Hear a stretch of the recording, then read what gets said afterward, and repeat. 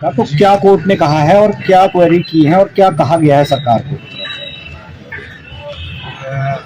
देखिए, उत्तराखंड उपनल संविदा कर्मचारी संघ द्वारा जो अवमानना याचिका दायर की गई थी कुंदन सिंह बनाम राज्य के जो निर्णय सुप्रीम कोर्ट से भी अपील हो चुका है, जिसमें माननीय न्यायालय द्वारा 3 डायरेक्शन दिए गए थे। एक तो ये कहा था कि इनको फेज वाइज मैनर में आप रिप्राइज करिए उपनल कर्मचारियों को। दूसरा ये कहा था इनको मिनिमम पे स्केल और दिए और एरियर दीजिए। तीसरा, इनके वेतन से जीएसटी ना काटा जाए।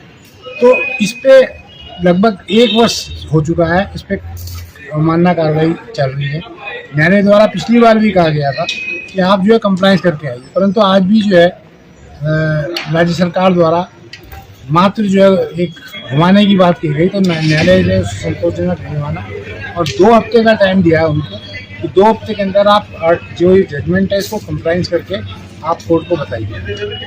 हालांकि जो राज्य की तरफ से अधिवक्ता पेश हुए, उन्होंने कहा था कि राज्य सरकार द्वारा ये एक्सेप्ट कर दिया गया है कि हम इसकी कंप्लाइंस करेंगे इस ऑर्डर की और सबको मिनिमम पे स्केल देंगे। और इसमें कोई दूसरा रेगुलेशन के लिए उन्होंने कहा थोड़ा समय मांगा है, जो भी है। तो आज हमें आशा है कि हाँ, एक बात और न्यायालय के संज्ञान में लाए कि ये एक कॉन्ट्रैक्ट, वो बार बार कह रहे हैं कि कॉन्ट्रैक्ट जो साइन करेगा उसको मिनिमम पे तो देंगे। तो हमने कहा कि कॉन्ट्रैक्ट नहीं एनफोर्स कर सकते, क्योंकि जो डिवीजन बेंच का जजमेंट है उसमें किसी कॉन्ट्रैक्ट की बात नहीं की गई है। परंतु कुछ लोग कुछ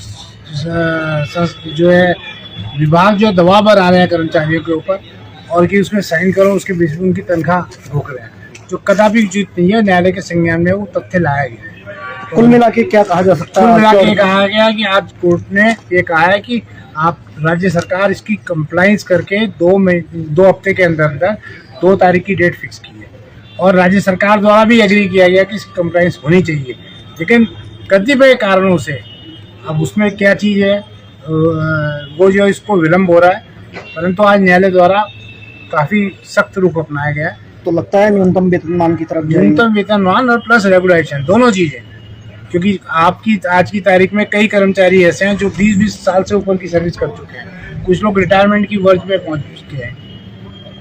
तो राज्य सरकार में मुझे लगता ये है कि कुछ सचिव, कतिपय सचिव जो इसको घुमा रहे हैं, किस कारण से घुमा रहे हैं, किस कारण से ये बड़ा वो है, परंतु आज माननीय न्यायालय द्वारा अपना रुख स्पष्ट कर दिया गया है और राज्य के अधिवक्ताओं द्वारा भी इसको एक्सेप्ट किया गया है कि हाँ, ये कंप्लाइंस